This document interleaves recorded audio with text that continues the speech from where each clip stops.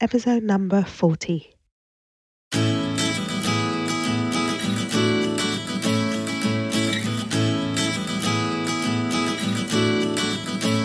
Hi, you're listening to the Careers Beyond Motherhood podcast with your host, Janine Esbrand.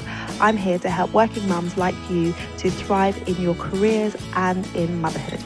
I share tips, strategies, and inspirational conversations with awesome women to help reduce the struggle in your juggle. Time for say, Mummy. Hello, and welcome to the show. It's great to be back with you today. It is the beginning of September. We have that back to school vibe going on.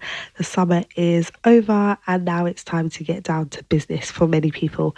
So I am excited to be diving into today's episode where we are talking about going at your own pace. So we're continuing our Create Your Own Flexibility series, and we are talking to an amazing guest who's going to share with us the importance of building your business in your own way at your own pace. So it's so easy in the digital world that we live in to compare yourself to others, to look around and see how far people are along in their business journey, or if you're in your corporate career, looking at how high people are up on the corporate ladder, and then looking at your situation and feeling like you are less than, or you're not doing what you really should be doing. So our guest today, Jo Francis, is a business owner. She's a mum of two, and she is going to share with us how she has gone about her journey to intentionally building her business in a way that accommodates her family commitments and her hobbies and interests. So whether you are creating your own flexibility by building your own business, or you are in your corporate career post-motherhood, you are going to find some great insight in this conversation. So without further ado, let's jump in and speak to Jo. Hi, Jo. Welcome to the show. I'm so excited to have you here with us today. Please, can you introduce yourself to our audience? Hi, Janine. Thanks so much for having me. Well, my name's Jo Francis, and I run a business called Maidstone Virtual Assistant. I'm a marketing virtual assistant, so slightly different focus than a lot of VAs.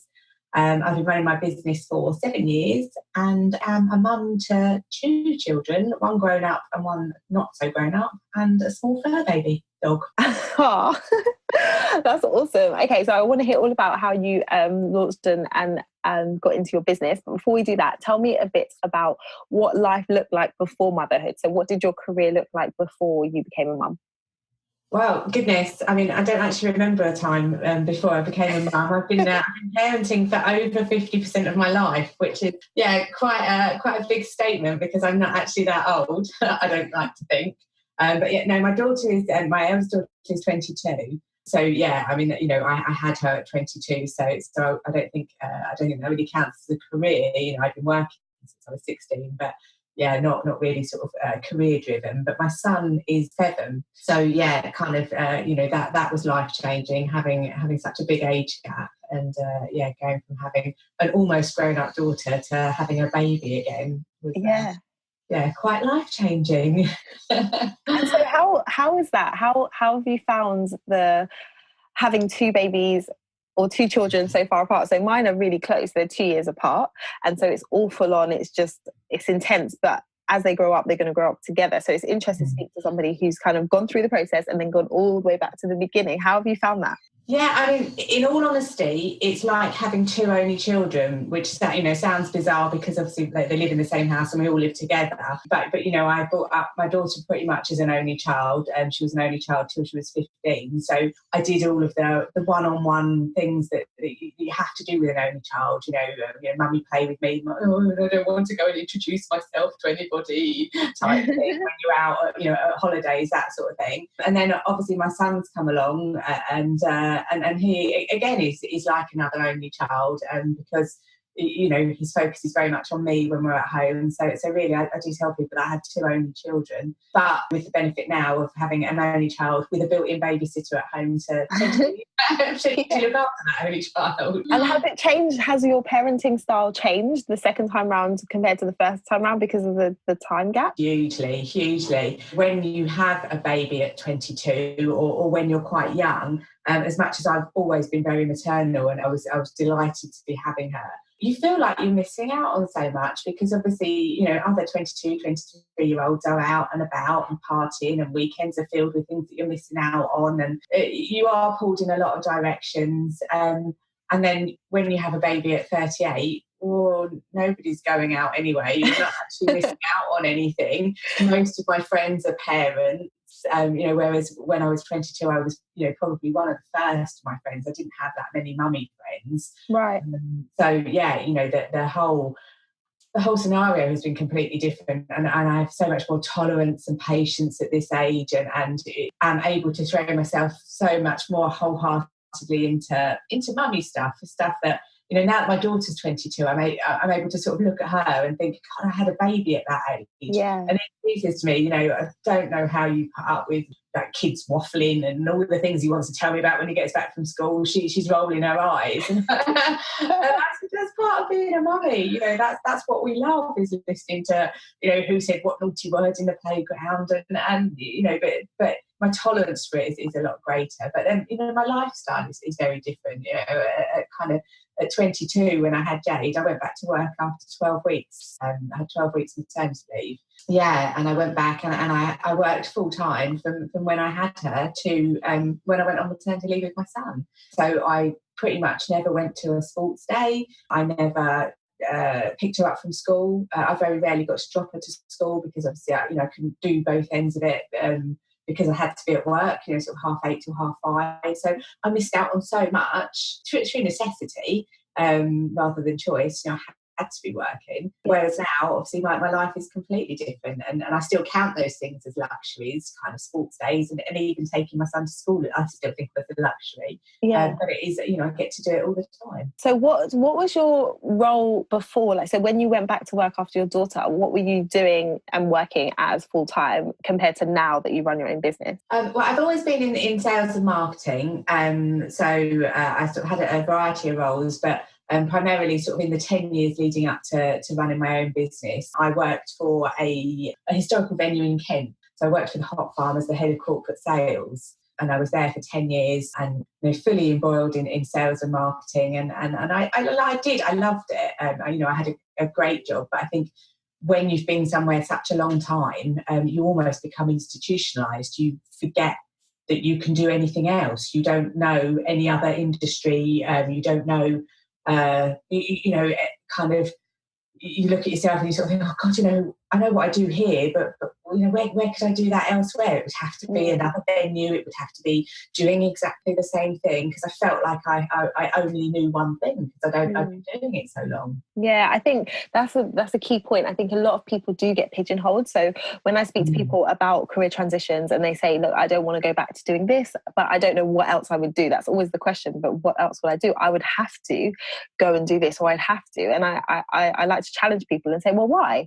There is other opportunities, and there's ways that you can package your skills and your experience so that you are attractive to either another employer or just a completely different industry. But it takes some thinking and some challenging of mindset to do that, to make that change. Definitely. I think it's really hard to step outside of yourself and look at yourself and say, okay, what are my actual skill sets? You can see what you do for that company. You don't see them as standalone skills. And I was made redundant, and I did the thing that everybody does, and I panicked and I looked for another job, and I got offered a job instantly, and it was a bigger title and it was a bigger job role and a bigger salary, but in the same kind of industry. So it was another venue, but it was kind of slightly different industry because it was a football club.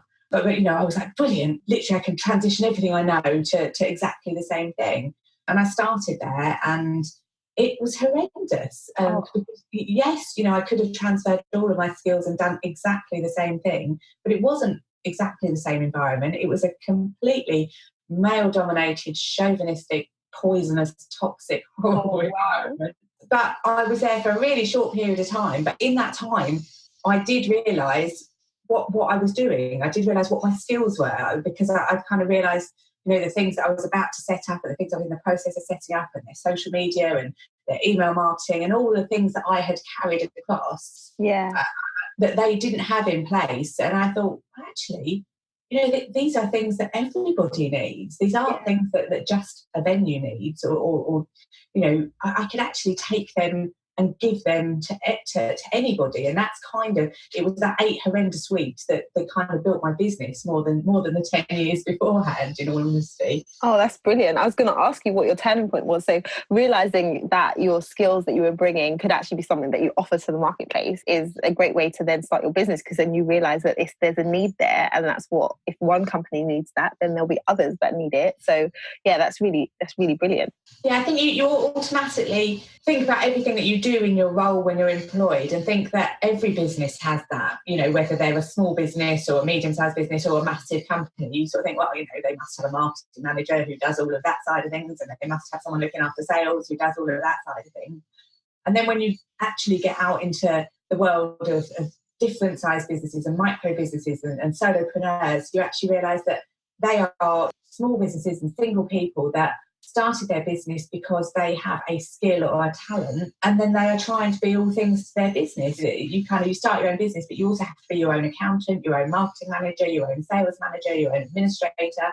And not everybody has that scope of skills, nor the desire to do all of those things. So, that's was the light bulb moment where I realised, well, actually, there is a role for, administrator, a sales and marketing manager in these small businesses, even if it's not got that title. Yeah, that's awesome. And so in terms of just getting started and saying, okay, now I know what I'm going to offer, and now I need to get out there, what kind of challenges did you face, especially with having your son and wanting to build your business around him and your commitments there? Well, I mean, I kind of knew what I wanted to do because as much as I wanted to be more at home with my son, I also knew that I am not built for being a stay-at-home mummy. It just wouldn't have worked out for me. There's no right or wrong way of saying it. I just don't have the capacity to mummy all the time. So I definitely have to have different things to do. So I had in place, from obviously where I had gone back to work and gone back after maternity leave, I had in place 3 days of childcare a week, which were with family. So were exactly the scenarios where I wanted my son to be, with grandparents and that kind of thing. So because that was already there, I didn't want to break that arrangement. So from the start of my business, I knew that I had those 3 days where I could set up my business, which was perfect. And then that gave me 2 days at home with him. And so I just literally started about in probably the same manner as everybody else. I kind of built a website, which wasn't anything to write home about originally, and I put together a Facebook business page. And I just started to think about the things that I could do and the skills that I have and that might be of interest to other people, and just tried to put together the copy that would make that attractive to someone else. And, initially I didn't niche at all. So my website and my offering was a lot broader than it is now, because I would have taken on people's admin. I did. I took on data entry. I took on random telephone calls. My main criteria when I set up was to work. To build a business. I was quite happy for it to be non-specific, as long as I could fill those kind of 21 hours or 20 hours that I'd allocated myself, and make enough money. That was kind of my criteria when I started. Yeah. Wow, that's awesome. I love it, because then things evolve and things change over time, but it's just getting started. So for any listeners who are thinking, actually, I would quite like to start my own business, it's an encouragement to know that it doesn't have to be, you fill in this 25-page business plan and you have to do all of these things and get all of these what sometimes are just obstacles that we put in place sorted out. You can just get going. And so it's really encouraging to hear that. Yeah, absolutely. I mean, I'm a massive fan of just do it. Even people who are sort of thinking, well, I want to set something up maybe in my maternity leave because my life might change, or thinking about maybe I don't want to do what I'm doing full time anymore. You can start a side hustle even if you only have sort of 5 hours a week.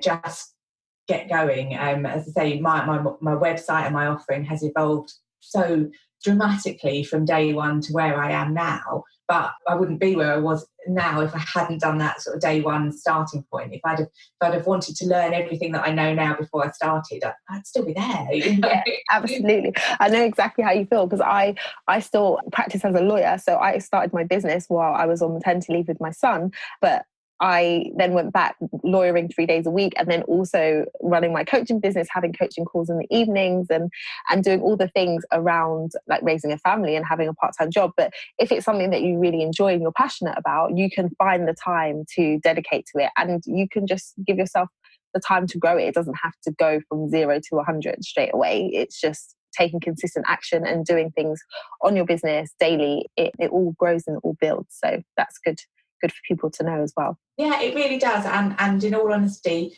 you get to a point where you have to hold yourself back. My business could be very different and look very different if I wanted to give it 110%. And it's not that I don't give my work 110% when I'm doing it, but you see so much online and in membership groups that you might be in of people who are absolutely flying, and you get a bit of kind of comparisonitis where you sort of think, oh, I should be doing that, and as a VA now I should be building a business where I've got a team of VAs and I'm managing other people and I'm outsourcing. Actually, I'm like, whoa, hold on, you could do that if you didn't want to pick your son up from school, or if you didn't want to go out for a run, every couple of mornings, or if you didn't want to go to sports day or the drop of a hat.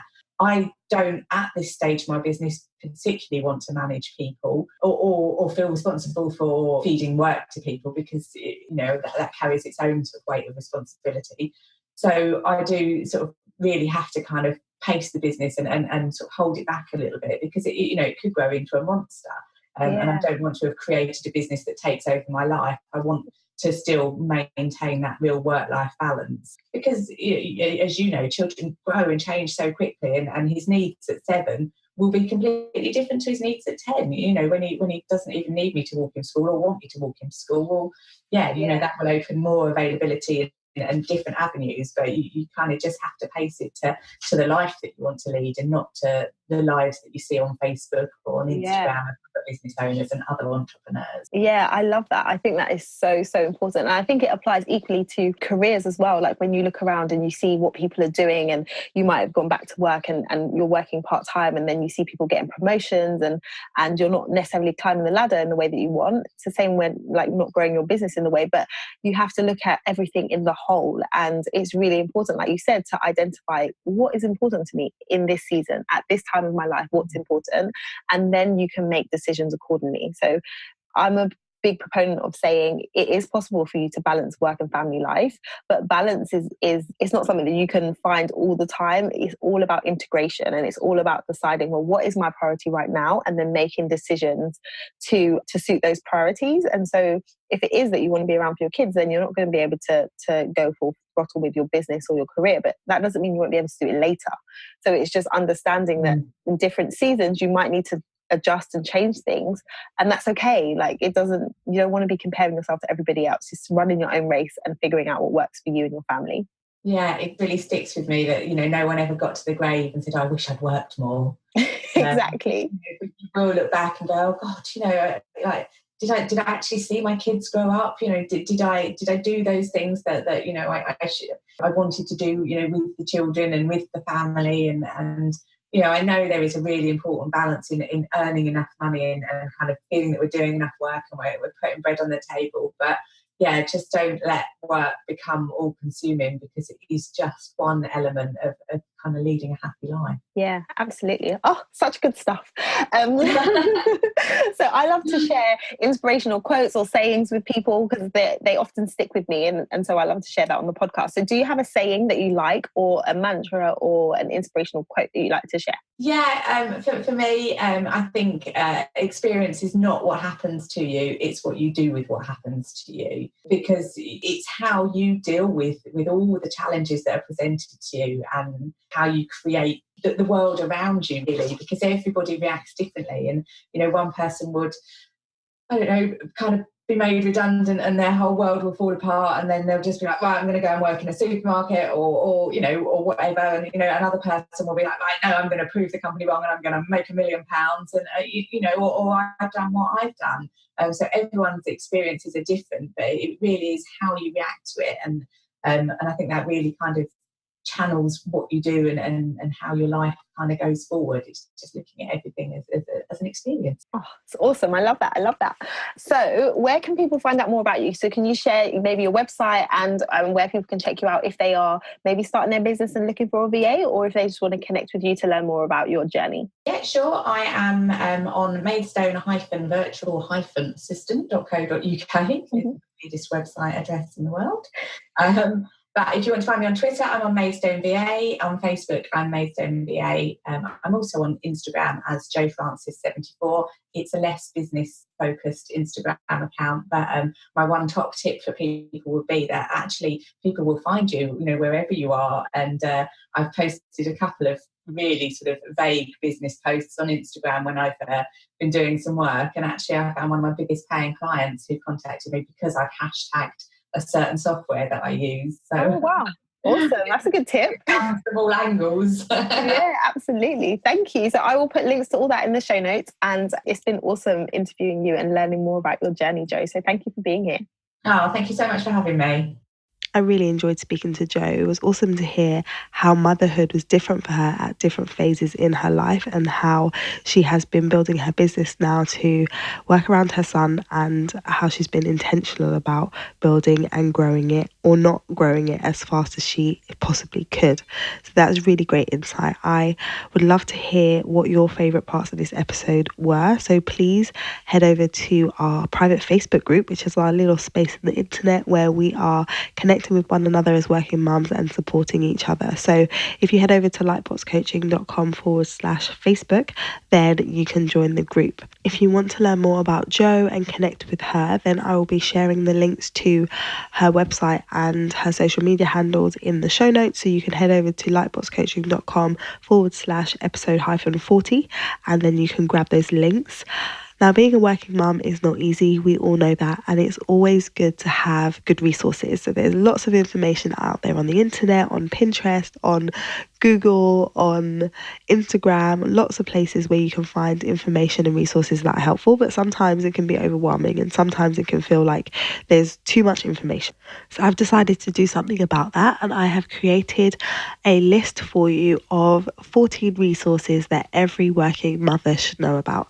So I have listed out some really useful books, some tools, some apps, some courses, just general information that is going to be really useful for you on your working mum journey. So head over to lightboxcoaching.com/resources and grab yourself a copy. It's completely free. So all you need to do is let me know your email address and we will send one over to you.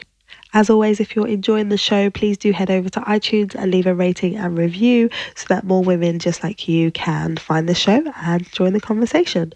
That's all from me this week. I hope you have an awesome week, and I'll be back with you again next time. In the meantime, look after you and look after your babies.